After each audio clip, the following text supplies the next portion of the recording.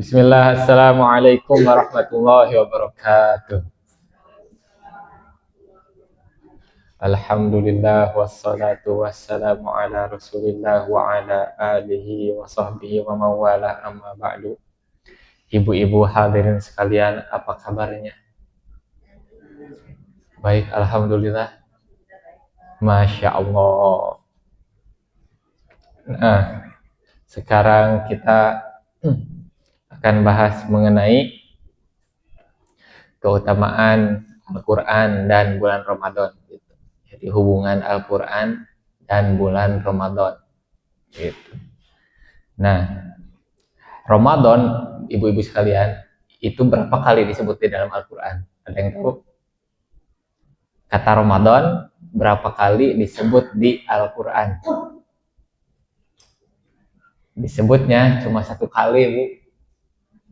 Di ayat yang suka kita dengar, atau bahkan beberapa di antara kita sudah hafal.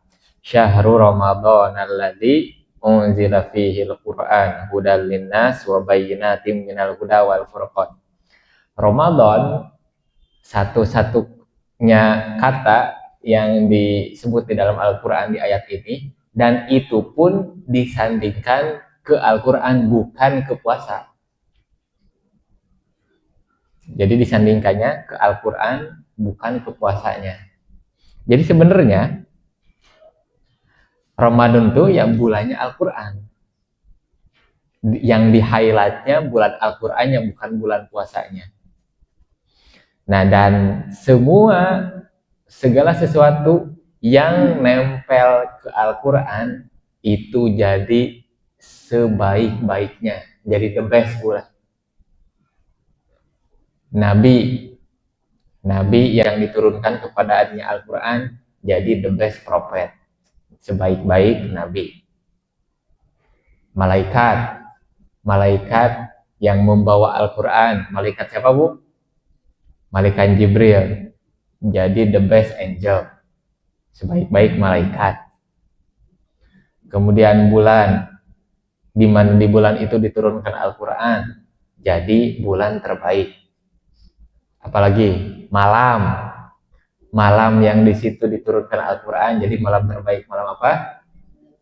Lailatul Qadar, yang lebih baik daripada 1000 bulan. Jadi bukan sama kayak 1000 bulan, tapi lebih baik.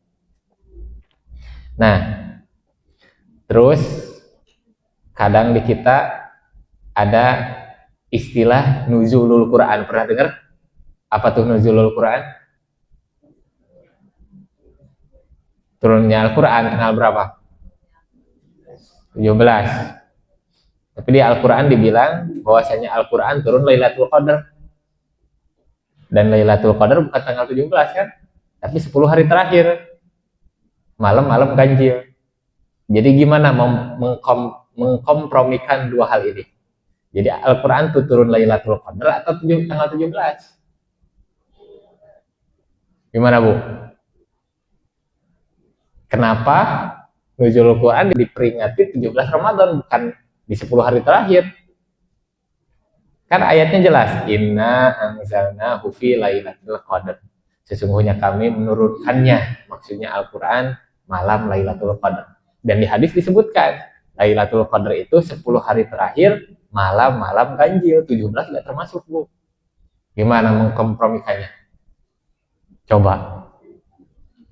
Jadi kita ubah aja di Nuzulul Quran gitu.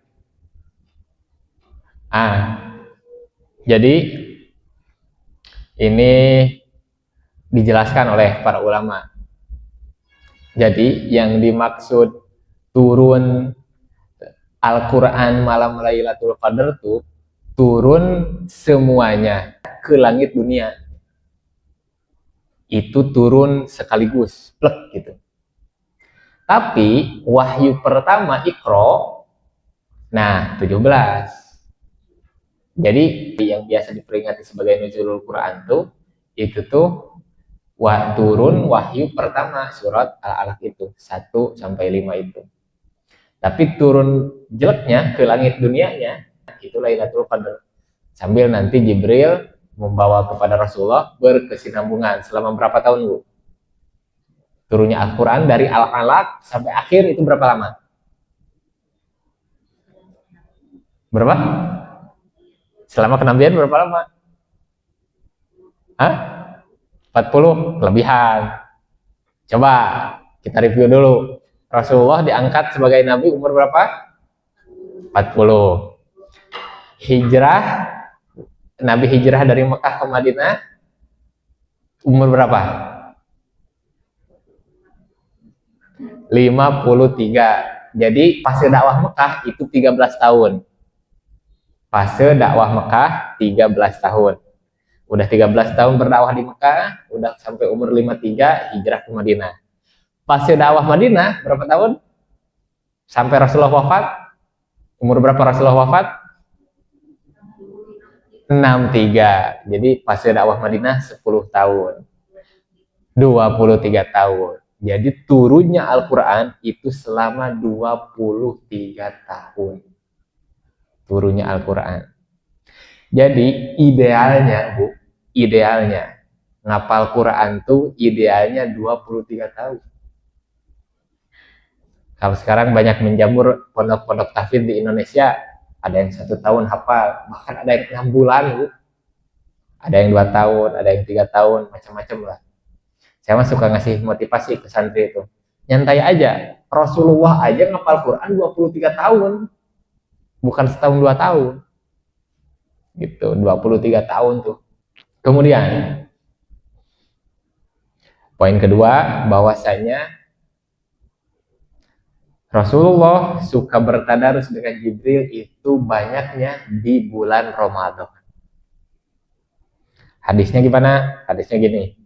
Karena Rasulullah Shallallahu Alaihi Wasallam ajwadan nas wa kana ajwadu ma yakunu fi Ramadan hina yalqahu Jibril wa kana yalqahu fi kulli lailatin min Ramadan fayudarisuhul Quran. Artinya Rasulullah adalah manusia yang paling dermawan. Rasulullah itu paling dermawan. Dan beliau lebih dermawan lagi, lebih baik lagi kalau berada di bulan Ramadan. Karena pada bulan Ramadan itu Jibril menemuinya setiap malam untuk mengajarkannya Al-Quran. Jadi kalau Ramadan mah itu Jibril itu datang tuh tiap malam ke Rasulullah untuk mengajarkan beliau Al-Quran. Makanya Rasulullah itu menjadi lebih baik lagi pada bulan Ramadan. Itu poin kedua. Bahwasanya Ramadan adalah cocok buat kita belajar Al-Quran, tadarus Al-Quran. Kemudian, poin ketiga, membaca Al-Quran itu pahalanya berlipat ganda. 1 huruf berapa kebaikan, ingat? Berapa? 10. Nah, barang siapa membaca 1 huruf dari kitabullah, maka baginya 1 kebaikan, dan 1 kebaikan itu dilipat gandakan menjadi 10 kali lipat. Jadi alif lam mim itu dapat 30 langsung. Nah, kemudian ada motivasi yang lain nih. Dalilnya kayak gini. Al-mahiru bil Qur'an ma'as safaratil kiramil bararah walladzi yaqra'ul Qur'an wa yatata'ta'u fihi wa huwa 'alaihi syaq lahu ajran. Orang yang mahir membaca Al-Qur'an, maka ia dibersamai oleh para malaikat yang mulia lagi berbakti. Adapun orang yang membaca Al-Quran tapi terbata-bata, kemudian sulit sekali, nah maka baginya 2 pahala. Tuh dimotivasi, Bu. Jadi kalau masih terbata-bata membaca Al-Quran dan dia belajar di depan seorang guru, maka dapat double pahalanya. Karena dia lebih sulit. Jadi Al-Quran, Bu, itu gak bisa dipelajari sendiri sebenarnya. Al-Quran membacanya gak bisa dipelajari sendiri. Jadi kalau mau disebutnya belajar, itu harus sama guru. Minimalnya online. Minimalnya gitu. Walaupun misalnya gurunya jauh, tapi ada online gitu. Nah, itu baru namanya belajar. Jadi kalau cuma baca sendiri, ya gimana siapa yang ngoreksi gitu kan. Jadi bukan belajar namanya itu, ya baca aja gitu. Jadi kalau yang namanya belajar sama guru entah offline atau online. Nah, itu. Kemudian poin selanjutnya, Al-Quran adalah pemberi syafaat. Tahu syafaat artinya apa, Bu? Penolong, betul. Nah, penolong. Dalilnya Iqra'ul Quran fa innahu ya'ti yaumal qiyamah syafi'an li ashabihi. Bacalah Al-Quran karena sesungguhnya dia akan datang pada hari kiamat sebagai syafaat bagi para pembacanya. Nah, ini motivasi lagi di hari kiamat. Kalau orang yang suka menemani Al-Quran, suka membaca Al-Quran, Al-Quran selalu di tangannya, nah, maka dia dapat syafaat. Kemudian, poin kelima, keutamaan berkumpul untuk membaca Al-Quran. Jadi, membaca Al-Quran bareng-bareng atau belajar Al-Quran bareng-bareng, itu ternyata lebih utama, Bu. Dan lebih meningkatkan semangat, bener gak? Coba kalau sendiri, 10 menit, 20 menit udah mau tidur. Tapi kalau rame-rame, semangat, Bu. Tadi yang belajar sahsin 1,5 jam Bu Sari tetap semangat, Bu. Masya Allah ya, Bu. 1,5 jam. Jadi rame-rame itu tetap menambah semangat, Bu. Jadi daripada sendiri di rumah 1,5 jam, 1 jam udah capek. Di sini 1,5 jam gak kerasa karena rame-rame serunya. Nah, dan memang utama hadisnya kayak gini. Majtama'a qaumun fi baitin min buyutillah yatluna kitaballah wa yatadarasunahu bainahum illa nazalat alaihimus sakinah wa ghasyiyatuhumur rahmah wa haffathumul malaikah wa dzakarahumullahu fi man indahu. Yang artinya, tidaklah suatu kaum berkumpul di salah satu rumah dari rumah-rumah Allah. Ya, maksudnya di masjid. Mereka datang ke masjid untuk membaca Al-Quran dan mempelajarinya. Nah, mereka datang tuh, tidaklah mereka datang ke situ kecuali akan turun kepada mereka ketenangan. Dan mereka diliputi rahmat. Dan malaikat mengelilingi mereka. Dan Allah menyebut-nyebut mereka di hadapan makhluk yang ada di sisinya. Jadi orang yang datang ke kajian yang di situ dibahas tentang ilmu Al-Quran, orang yang datang ke kajian tahsin, nah itu pahalanya banyak. Udah mah semangatnya lebih kuat, gara-gara bersama-sama pahalanya lebih banyak. Dan bahkan Allah pun membangga-banggakan mereka di hadapan makhluk yang ada di sisinya, di hadapan para malaikat. Itu poin kelima. Kemudian poin keenam, bahwasanya Al-Quran itu turun untuk ditadabburi. Pernah dengar ya kata tadabbur, Bu? Apa artinya tadabbur? Ada yang mau coba jawab? Apa? Mempelajari. Jawaban lain? Diamalkan. Jawaban lain? Apa? Memahami. Jawaban lain? Nah, nih, tadabbur maknanya, saya bahasa Arabin dulu nih. I'malul aqli wal qalbi fi ma'anil Qur'an. Nah, artinya tadabbur itu adalah menggunakan akal dan hati untuk memahami makna-makna Al-Quran. Jadi udah dekat tuh tadi yang memahami. Jadi menggunakan akal, tapi jangan akal aja, dan hati. Menggunakan akal dan hati untuk memahami makna-makna Al-Quran. Itu makna tadabbur. Gimana perintahnya? Allah berfirman, Kitabun anzalnahu ilaika mubarakul liyadabbaru ayatihi waliyatadzakkara ulul albab. Kitab Al-Quran yang kami turunkan kepadamu penuh berkah, agar mereka menghayati atau mentadaburi ayat-ayatnya, dan agar orang-orang yang berakal sehat mendapat pelajaran. Kemudian, afala yatadabbaruna al-Quran walau kana min indi ghairillah lawajadu fihi ikhtilafan katsira. Tidaklah mereka mentadabburi Al-Quran sekiranya Al-Quran itu bukan dari Allah. Nih, sekiranya Al-Quran itu bukan dari Allah, maka niscaya mereka akan mendapatkan banyak kontradiksi di dalam Al-Quran. Saya ulangi nih, kalau Al-Quran bukan dari Allah, maka akan banyak kontradiksinya di dalam Al-Quran. Tapi di dalam Al-Quran sampai sekarang tidak ada kontradiksi. Kemudian, afala yatadabbaruna Al-Quran am ala qulubin aqfaluha. Tidaklah mereka mentadaburi Al-Quran atau hati mereka terkunci. Jadi hati-hati kalau sampai kita tidak bisa mentadaburi Al-Quran, jangan-jangan hati kita terkunci. Karena Al-Quran tidak dipahami pakai akal saja, tapi harus akal dengan hati. Begitu. Kemudian, sebenarnya ibu-ibu sekalian, ini ada celaan ya.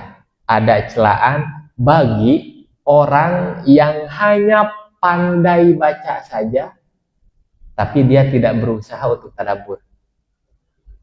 Ada celaan khusus untuk orang-orang yang hanya memperbagus bacaan saja. Dia bagusin bacaannya, dia belajar irama kayak apa kayak, tapi dia meninggalkan tadabbur, itu ada celaan khusus. Allah berfirman, wa minhum ummiyuna la ya'lamunal kitaba illa amani.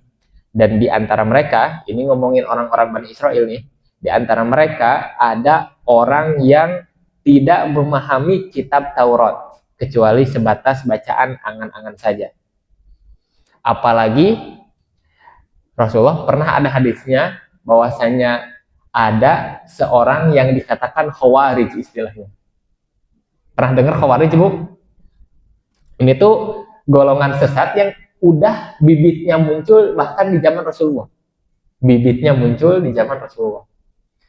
Bahwasanya khawarij ini bacaannya bagus banget, bacaannya.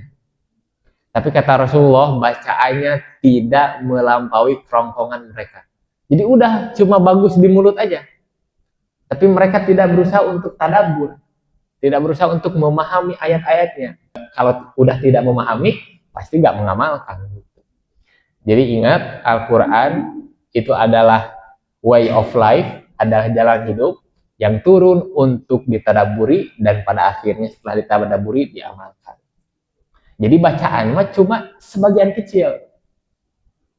Sebagian kecil. Yang utamanya diamalinya. Begitu. Kemudian, poin selanjutnya, Al-Quran adalah amanah. Al-Quran adalah amanah. Dalilnya gini, lau anzalna hadzal Qur'an ala jabalin la ra'aitahu khashi'an mutasaddian min khasyatillah. Sekiranya kami turunkan Al-Quran ini kepada sebuah gunung, pasti kamu akan melihatnya tunduk terpecah belah disebabkan takut kepada Allah. Jadi kalau gunung mah takut diberikan Al-Quran, karena amanahnya besar dan berat, karena harus diamalin. Gunung itu sampai takut, sampai terpecah belah kalau diturunkan Al-Quran kepada gunung. Maka Al-Quran diturunkanlah kepada manusia. Maka mudah-mudahan kita semua berhasil menjalankan amanah ini. Kemudian, dalam mempelajari Al-Quran, ibu-ibu sekalian, tidak boleh cepat-cepat, tidak boleh tergesa-gesa. Jadi, istilah kerennya mah harus santai saja. Jadi jarang sebenarnya orang yang belajar Al-Quran singkat langsung bisa, enggak. Al-Quran itu harus dipelajari terus-menerus dan pelan-pelan. Bahkan sampai guru Al-Quran pun masih belajar. Guru Al-Quran pun masih belajar. Seperti Rasulullah sebenarnya itu punya manajemen tersendiri dalam ngajarin Al-Quran kepada sahabatnya. Pernah sih saya singgung sebelumnya di kajian, jadi kan kebayang para sahabat tuh banyak banget. Nah, Rasulullah menyiasatinya dengan memanagenya. Jadi gak belajar Al-Quran semuanya sama Rasulullah. Tapi orang-orang yang baru masuk Islam, itu ya belajarnya sama sahabat lagi, yang lebih dulu masuk Islam, yang udah bisa. Nah, jadi ada istilahnya kan learning by teaching. Orang yang mengajar, itu akhirnya dia akan merasa dirinya kurang karena terus menerus ilmunya diberikan. Karena terus menerus ilmunya diberikan, dia butuh upgrade dong, biar gak ketinggalan. Akhirnya dia dapat semangat lah terus belajar.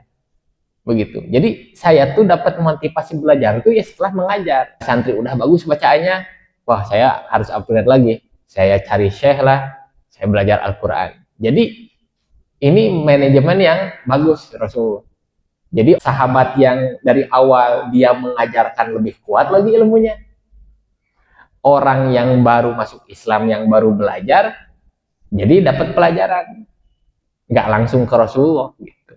Jadi terus meningkat. Nah itu salah satu manajemen yang bisa dipakai di dalam entah itu sekolah atau di pelajaran mengaji dimanapun, seperti yang saya pakai juga tadi sebelum kajian pada ibu-ibu. Saya lihat siapa yang bacanya bagus, nah itulah yang mengajarkan dulu teman-temannya. Begitu ya Bu ya. Terus ayatnya la tuharrik bihi lisanaka lita'jala bih. Janganlah kamu gerakan lidahmu untuk membaca Al-Quran karena hendak cepat-cepat menguasainya. Nah ini ada asbabun nuzulnya. Apa asbabun nuzul itu? Sebab-sebab turunnya. Jadi gini, saat wahyu turun kepada Rasulullah, Rasulullah tuh terkadang takut lupa. Wahyu turun kepada Rasulullah, Rasulullah takut lupa. Sehingga karena takut lupa, jadi Rasulullah buru-buru gerakin lidahnya. Biar langsung hafal gitu. Jadi wahyu belum beres, Rasulullah udah gerakin lidah.